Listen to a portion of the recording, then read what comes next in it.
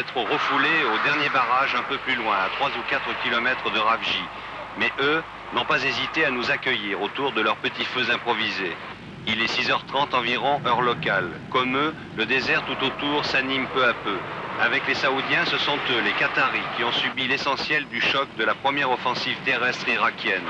Le jour à peine levé, ils vont remonter vers Ravji avec leurs blindés, leurs automitrailleuses et leurs ambulances. Everything is clear? Quelle est la situation à Ravji? Ravji, clear? C'est fini. Dehors, dehors les Irakiens. Fini? Oui, terminé. Ravji, à 2 kilomètres à peine, les engins ne cessent pourtant de remonter vers cette direction, comme pour une nouvelle contre-offensive.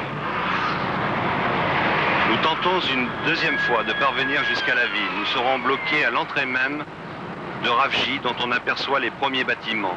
Autour de nous, le manège incessant des blindés, prêts à bondir. Et de plus en plus rapprochés, les canonnades qui ont repris. Puis en marge de cette offensive terrestre, de nouveaux raids de l'aviation alliée ce matin même. La ville de Bassora, la garde républicaine reste la cible numéro 1. La ville de Bassora donc a été bombardée. Les appareils français participaient à cette opération.